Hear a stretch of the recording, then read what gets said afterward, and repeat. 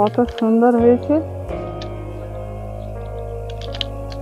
বন্ধুরা, যে রেসিপিটা বানিয়ে দেখাবো সেটা লুচির মতো সময় লাগবে, আর সেটা হলো মিষ্টি পাঁপড়। আর এই মিষ্টি পাঁপড় কিন্তু লুচির থেকে খেতে খুব ভালো লাগে। আমি কিভাবে বানাবো পুরো ভিডিওটাই দেখতে থাকুন। এই রেসিপির জন্য আমি এখন ময়দাটা নিয়ে নিচ্ছি। এখন ময়দাটা নিয়েছি 1 বাটি। সামান্য পরিমাণে লবণটা দিয়ে দিচ্ছি। স্বাদের জন্য নারকেল কুড়ো দিয়ে দিচ্ছি, আর দিয়ে দিচ্ছি এলাচ গুঁড়ো। আপনারা যদি নারকেল কুড়ো দিতে নাই চান তাহলে না দিলেই চলবে। যতটা আমি ময়দা নিয়েছি সেই বাটিতে করে 4 ভাগের 1 ভাগ সাদা তেল দিয়ে দিচ্ছি।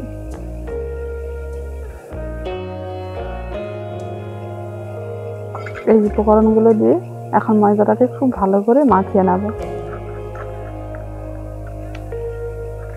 এখন ময়দাটা কেমন হয়েছে দেখুন, কত সুন্দর মুঠো মুঠো হয়ে গেছে, ময়লটাও ঠিক আছে। এবার এর মধ্যে আমি জল না দিয়ে দুধ নিয়েছি, দুধ দিয়ে ডোটা করব। আপনাদের বাড়িতে দুধ না থাকলে জল দিয়ে ডোটা করতে পারেন।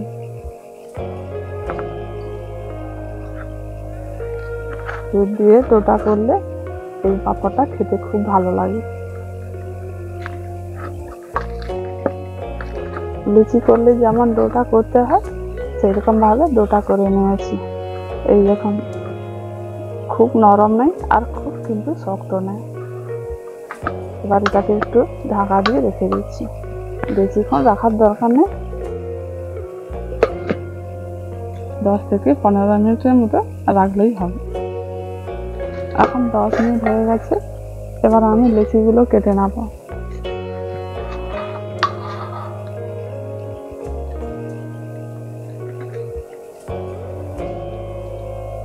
আমি লুচির থেকে একটু বড় সাইজের করে লুচিগুলো কেটে নিচ্ছি।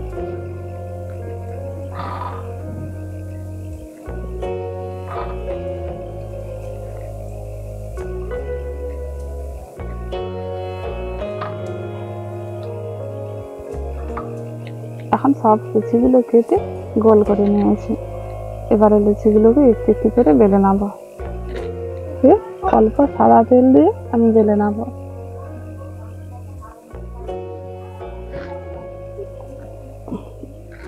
একটু পাতলা করে বেলে নিতে হবে। লুচি একটু অত পাতলা বেলা হয় না, একটু মোটা থাকে। আর এই পাঁপড় হবে, এটা একটু পাতলা করে বেলে নিতে হবে, তাও কিন্তু ফুলে যাবে। তাই আমি কাঁটা চামচ নিয়েছি, কাঁটা চামচ দিয়ে এইভাবে করে একটু ফুটো ফুটো করে দিচ্ছি, তাহলে কিন্তু আর ফুলবে না।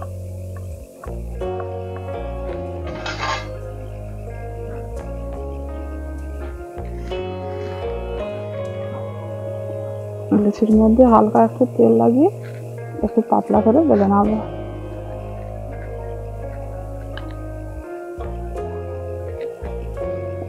এটাকেও বেলে নিয়েছি, এবার ফুটো করে নিচ্ছি।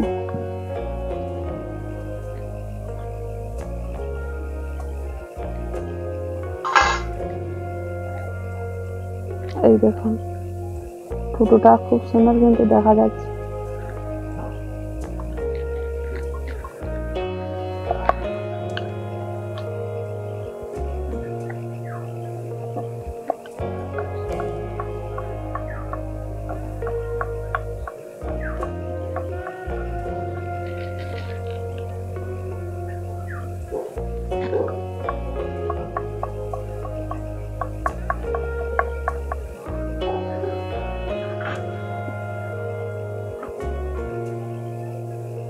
সব লুচিগুলো ফুটো করে আমি বেলে নিয়েছি।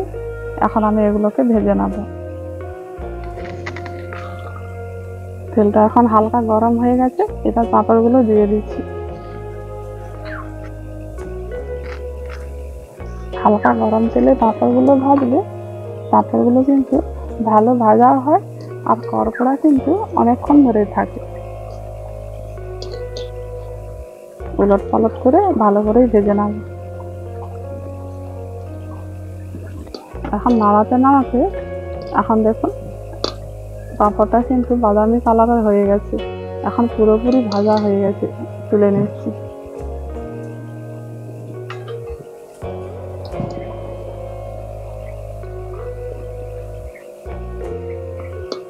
এটাও এখন ভাজা হয়ে গেছে, এবার তুলে নিচ্ছি। আপনাদের তো বলেছিলাম না লুচির মতো একই রকম হবে, একই রকম ভাবে ভেজে নিচ্ছি। লুচিটা ফুলে আর এই পাঁপড়টা কিন্তু ফুলবে না। আমি আগে থেকে ছোটো করে নিয়েছি, একটাও কিন্তু লুচি ফেলেনি।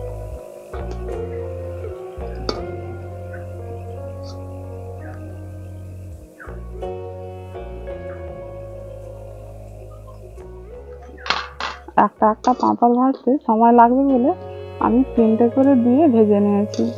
এখন 3টে পাঁপড় কিন্তু একই রকম ভাবে ভাজা হয়ে গেছে, এবার তুলে নিচ্ছি।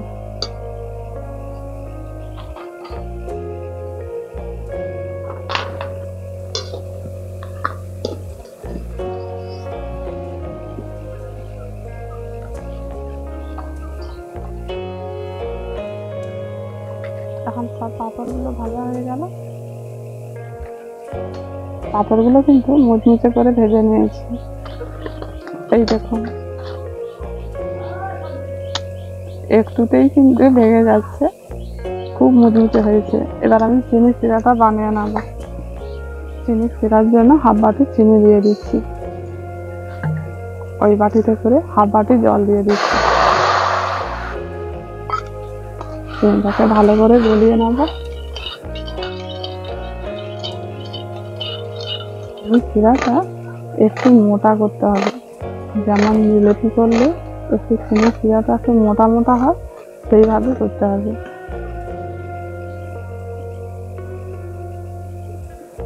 এখনো একটু বাকি আছে, একটু চিটচিটে এসেছে, আরো একটু ফুটিয়ে নেব। আর বেশি যদি পাতলা রস হয় তাহলে কিন্তু পাঁপড়গুলো নরম হয়ে যাবে। একটু মোটা রসের দিয়ে তাহলে নরম হবে না, শক্ত থাকবে। এখন চিনি শিরাটা পুরো তার টানার মতো হয়ে গেছে, এই দেখুন। আর কেমন ভাবে চিটচিটে হয়ে গেছে। এবার ভেজে রাখা পাঁপড়গুলো দিয়ে দিচ্ছি।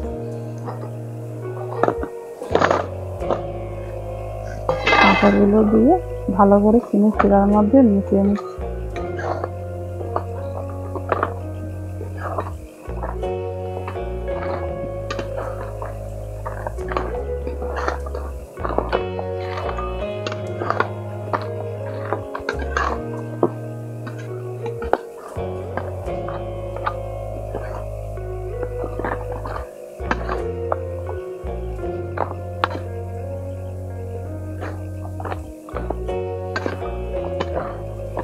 এখন ভালো করে মিশিয়ে নিয়েছি, এবার নামিয়ে নিচ্ছি।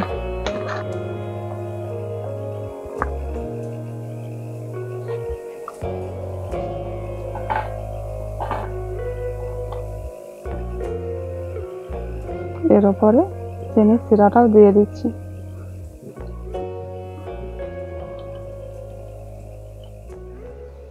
এখন চিনির শিরাটা প্রত্যেকটা পাঁপড়ের মধ্যে কত সুন্দর লেগে গেছে, এই দেখুন। প্রত্যেকটি কিন্তু একই রকম ভাবে লেগেছে, আর কিন্তু মুচমুচেটাও সেই রকম ভাবে আছে। এই দেখুন কত সুন্দর হয়েছে।